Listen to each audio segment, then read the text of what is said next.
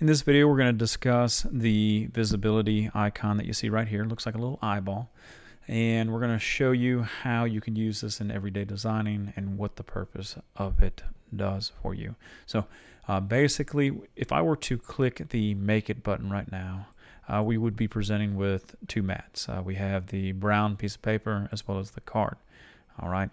Now, if I go back to our layers menu and say, for example, I hide the brown paper, it is now gone off of here. And if it's gone off of our canvas, when I click Make It, it will not make it to the matte preview here. So you can see that that brown matte that we had before is now gone, and that's because as far as Cricut Design Space is concerned, we don't want to cut this. So that's what the eyeball does for us. It does another thing in the design process, and that's to assist you with layering things and lining things up. So let me demonstrate that. I'm going to go ahead and add some text here. I'm going to type in thank you. Okay. Now, what I'm going to do next is I'm going to size everything up on the card itself, because I do want the thank you to be written on the top here.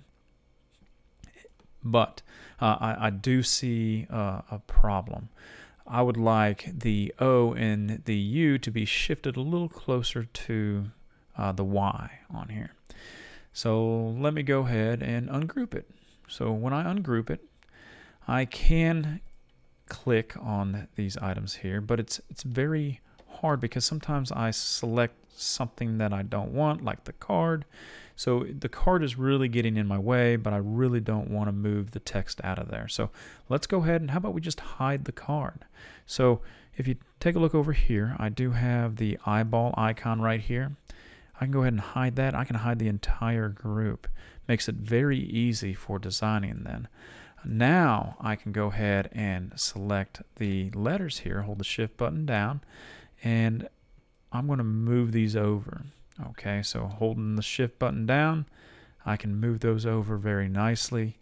And now I have that all set up. I'm going to go ahead and select everything right there, and I'm going to click group just so it's easier to place on the card. All right, so let's go ahead and bring the card back. All right, so we're bringing the card back, unhiding the group, and now I can place that text right on top of where I'm wanting, and it will work out perfectly. Now, I know we haven't talked about the attach button and what it does yet, but just so you know, in this video, in order for me to get this to stay on that card, what I'm going to do is I'm going to select the card, I'm going to ungroup it, just because I have to. Okay, and then the next thing I'm going to do is I'm going to take that text group that I have, and I'm going to bring it to the top. Okay, so let me go ahead and bring that up to the top. There it is. Now, a couple things that I need to select on here with this is I need to select the text. I need to select the card here, and that already has the score line. And then down here, I'm going to have the attach button. So I'm going to click it as well.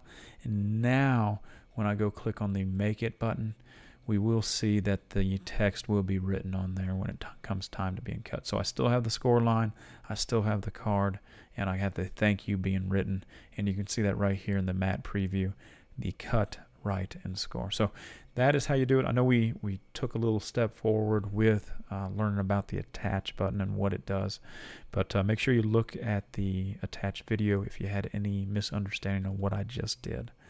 Okay, so that is the visibility icon where you can toggle it on and off simply using the eyeball on there. Like I said, if you click it and you see the little slash through the eyeball, that means when you click Make It, it will not cut, write, or score depending upon the function that you are trying to send to your cutter. All right.